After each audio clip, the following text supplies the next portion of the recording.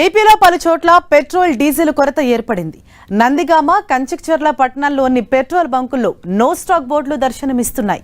నందిగామ, కంచిక్చర్ల పట్టణంలో petrol diesel కొరతతో వాహనదారులు తీవ్ర ఇబ్బందులు పడుతున్నారు.